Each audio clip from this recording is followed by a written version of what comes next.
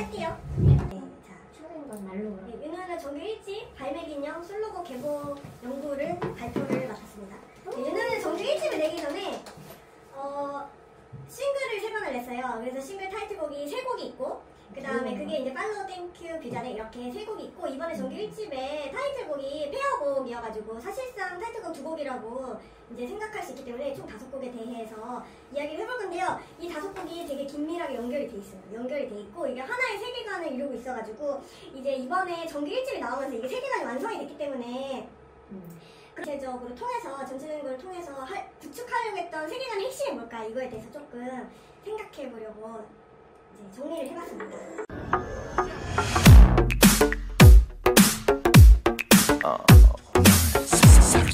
솔로데뷔 첫 장면에서 중요한 거는 전주와 함께 다가오는 헬멧 인간, 그 다음에 헬멧 인간 이 이미지가 제일 중요한데 어떤 솔로 데뷔의 첫 발자국, 첫 선의 이미지를 이제 정윤호가 이렇게 보여주고 싶었다. 근데 여기에서 그럼 1차적으로 드는 생각은 헬멧 인간들 다 누구야? 이거잖아요. 그래서 저는 이제 처음에는 헬멧 인간의 정체가 비평의 형상이다 이렇게 봤어요. 그래서 어떤 냉정한 임시, 점점 좁혀오는 포인은 비평이라는 집단적 시선을 형상화한 것이 아닐까. 그래서 여기 보면은 심판대의 존재로서의 정윤호인데 여기가 동그래요. 그래서 마치 무대 같기도 하죠.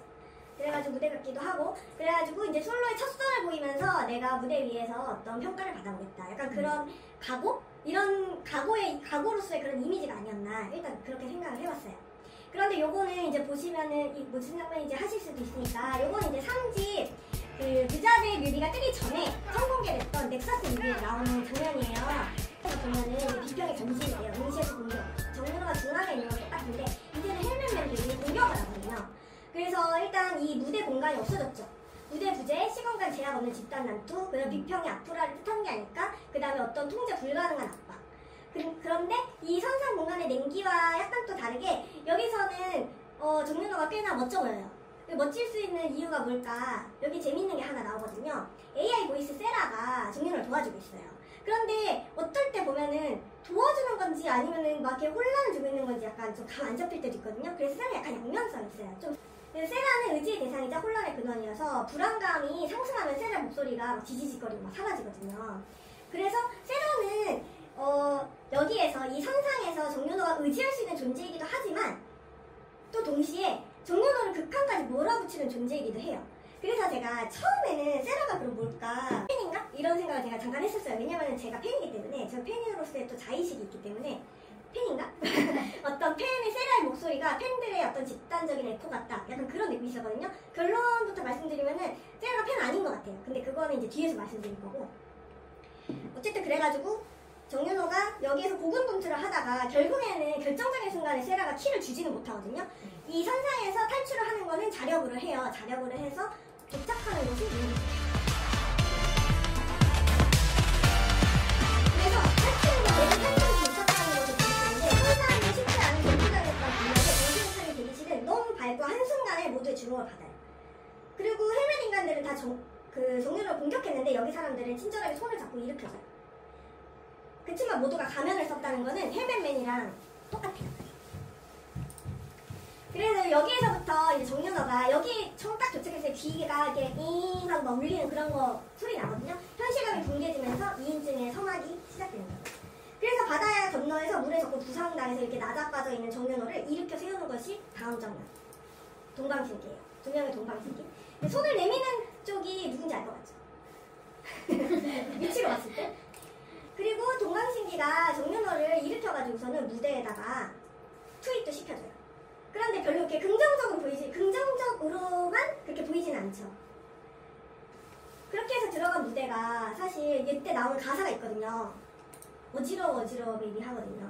이때 그래서 이 어지러워 하는 이 생활이 선상에서의 압박받던 생활보다 낫다고 하기 좀 어려운 상황이에요.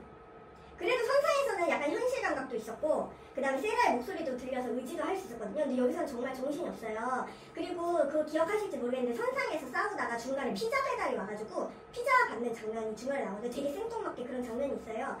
근데 그게 저는 선상에서의 현실감을 극대화시켜준 장면이었다고 생각하고 여기서의 비현실감이랑 되게 이제 확연히 대조되는 장면이라고 생각을 했어요. 그래가지고 나중에 이제 머리도 터져요. 그래서 미시간 규자대라는 감각 교란의 핵심을 무대 위에서의 극단적인 2인칭으로 이렇게 표현을 했다.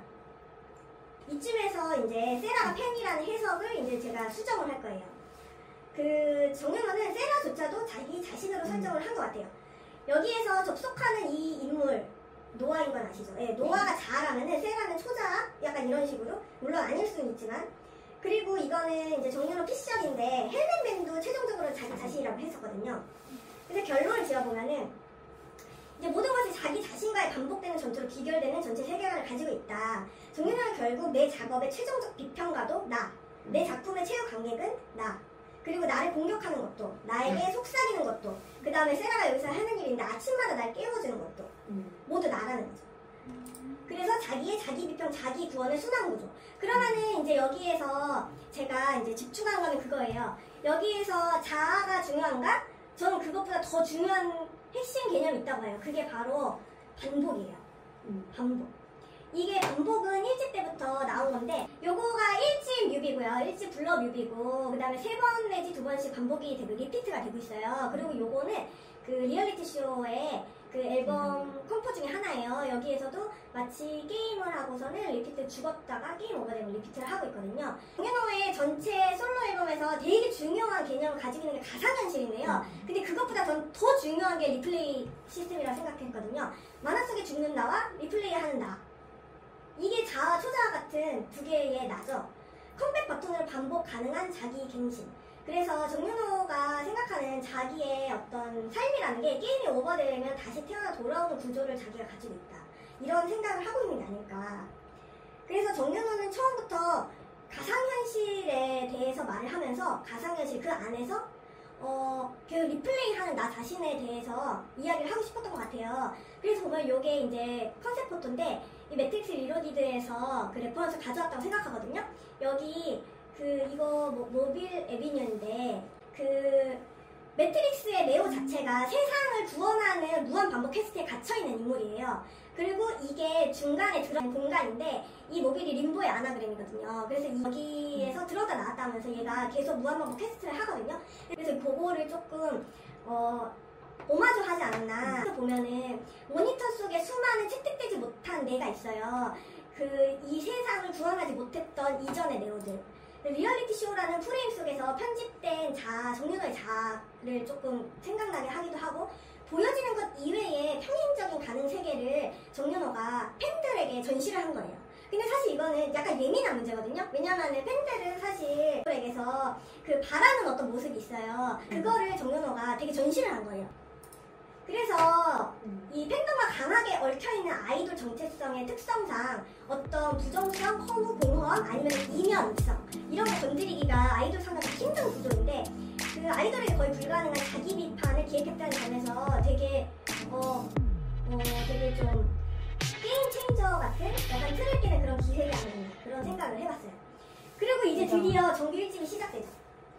정규 1집 아예 제목을 페이크앤 다큐라고 해서 나왔어요. 페이크앤 다큐, 뭐가 진짜게 둘로 나뉜 정체성을 아주 전면에 완전히 이제 내세웠죠. 그래가지고 윤호와 정윤호 중에 너는 뭐가 좋냐고 약간 질문하는 것처럼, 둘 중에 무엇을 택할 것인가? 라고 물어보는 것처럼. 근데 여기서 중요한 게 그거예요. 페이크와 다큐 둘 다 리얼은 아니에요. 원래 페이크 반대가 리얼이거든요. 근데 페이크와 다큐 둘 다 리얼, 둘 중 어느 것도 리얼이 아니다. 그래서 동전이 양손에 다 없어요. 그래서 보면은 이거는 이제 루프거든요. 제가 그 중간에 말씀드렸었는데 가상현실보다 더 중요한 개념이 리플레이다. 제가 그렇게 생각했거든요. 물론 저만의 생각이지만 핵심은 루프. 페이크도 다큐도 모두 반복되는 퀘스트라는 거예요. 정답과의 정답은. 그런데 거기에 정답이 없어요. 그래서 여기 보면 보세요. 여기 장례식에서 죽은 사람이 있어요. 죽은 사람이 살아나잖아요. 그쵸? 죽은 사람이 살아나는 거. 그래서 1집의 팔로우에서의 어떤 히어로, 그 다음에 2집에서의 누아르 영화, 그 다음에 누아르 영화에서는 보통 어떻게 해요? 주인공이 뭔가를 계속 헤쳐나가는 그런 구조를 띠잖아요. 그 다음 그 자리에서의 기실감과 미실감으로 이어지는 무한회귀와 환생의 이미지. 이 할아버지도 지금 환생하셨어요. 죽은 뒤에 계속 다시 살아나는 사람이 계속 등장해요. 장례식 때 관에 누워있던 노인이 해바라기를 들고 있는 장면. 해바라기 자기 눈이기 때문에 정윤호와 얘와 이 사람은 동일 인물이라는 거죠. 둘은 같은 사람이에요. 같은 사람인데 이 사람이 전 사람. 얘가 리플레이 된 사람. 네. 이것도 저것에 이분법을 정윤호가 이야기하고 싶었던 게 아니라는 거예요. 윤호윤호냐 또는 정윤호냐 이 중에 뭐가 더 진짜야? 법을 거부하고 단 한 번의 사건으로 결론 나지 않는 어떤 삶의 구조, 플레이의 유동성, 시간에 따른 변주 가능성 그리고 고통도 언젠가 그림으로 전환되는 역전성 나는 다 극복하고 다시 언제나 되살아난다. 약간 그런 걸 이야기하려는 게 아닌가? 그래서 보면은 여기 보면은 저희 이번에 카세트 테이프 굿즈 나오잖아요. 그 윤호나 정윤호는 오른손의 동전과 왼손의 동전 같은 그런 존재가 아니라 카세트 테이프의 A사이드와 B사이드 같은 존재가 아닐까? 그렇게 생각을 해봤어요. 그래서 윤호나 정윤호는 그쵸 양자 폐기를 불가는 아니라 테이프의 앞뒷면과 같은 거다. 테이프의 앞뒷면 그러면서 이번에 정윤호가 그 컴백라이브를 한 말이죠. 리브랜딩을 하려고 한다. 정윤호한테 그 리브랜딩이란 무엇인가? 예전 것을 버리고 새롭게 태어나는 게 아니라 뒤집는 거. 예전 거를 다 가지고 그거를 뒤집는 거. 그래가지고 정윤호가 생각하는 자기 자신의 삶, 그 다음에 그 자기라는 어떤 브랜드의 어떤 속뜻? 약간 그런 거? 그런 거가 이제 전부 다 자기 솔로에 이런 식으로 담은 게 아닐까 이렇게 생각해서 여기까지 정리를 해봤습니다. 네. 그리고 여기에서 제가 좀 언급이 덜 된 게 땡큐거든요. 땡큐는 왜 언급이 덜 했냐면 땡큐 무비만 따로 한 번 더 이어서 인터뷰를 하려고요. 왜냐면은 땡큐 무비 자체가 누아르 필름이잖아요. 이것도 퀘스트예요 결국엔. 몇개 3번은 지나요. 레슨도 3번이잖아요. 그리고 싱글 솔로 싱글 이전에 3번이지. 그리고 가위바위보 3, 4번이고 그다음 LA 움직인 것도 등장인물이 3인의 맞아. 네, 그것도 3인. 우리 미니 1집에서도 이제 칼라 딱 3가지 칼라. 맞아요. 맞다. 기차 4번색 이런 거 있잖아. 지금 했는데 이거 저의 뮤직비디오에 대한 해석이었죠. 아니지. 뮤직비디오의 세계관을 설명하는 그 유튜브 영상을 저를 봤고요. 한 12분인가? 그 정도 됐는데 봤어요. 보면서 두 가지 포인트에 놀랐어요. 한 포인트는 중간에 어떤 팬분이 모자이크 돼 있지만 중간에 나가는 거에 대해서 놀랐고 그리고 두 번째 포인트에서는 너무나 저 이상으로 너무 해석을 잘하셨던데요. 근데 제가 깜짝 놀랐던 두 가지 포인트를 맞추셨어요. 그래가지고 사실 그걸 공연에다 틀라고 했던 건데 대단하시다. 그러니까 그 부분에 하나는 느와르에서 다음 앨범을 푼다 하더라고요. 왜 내가 세 번째를 냈고 이게 있고 가위바위보 빼고는 진짜 되게 접근법이 좋으셨고요. 그 다음에 할아버지가 해바라기를 뜨고 저도 해바라기를 좋아한다는 포인트를 잘 붙이시더라고요. 그래서 야 이분 되게 대단하시다. 왜 헬멧도 쓰고 이게 그러니까 이 앨범 만들었을 때 처음에 이제 팔로워부터 시작을 하는데 헬멧을 자꾸 쓰고 제가 있고 카메라를 부감을 많이 쓰고 거의 액션을 표현하고 막 이런 내용들이 뭐 다른 것도 많지만 되게 비슷한 결로 되게 해석을 하시구나. 저에 대한 관심이 너무 많으시다 보니까 생각이 비슷한 게 나올 수 있구나라는 걸 좀 느끼고 오히려 반성하게 됐습니다. 이 부분에서는. 네. 그러니까 제 생각과 다르게 또 우리 스태프분들이 생각하는 저는 또 다르잖아요. 네. 그래서 세라에 대한 이야기도 막 나누고 나오셔서 깜짝 놀랐거든요. 네. 근데 그 한 포인트 좀 다르긴 했는데 네. 근데 많이 대단하셨어요 진짜. 그리고 저 너무 재밌게 봤습니다. 네. 근데 그 부분은 비슷해요.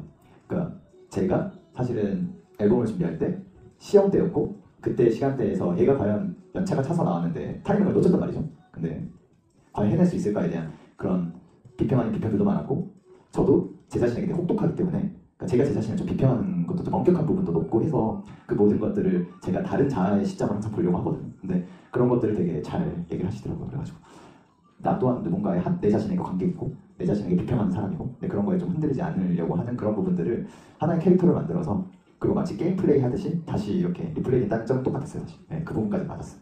그래서 깜짝 놀랐습니다. 네. 근데 이 이야기는 꼭 말씀드리고 싶었고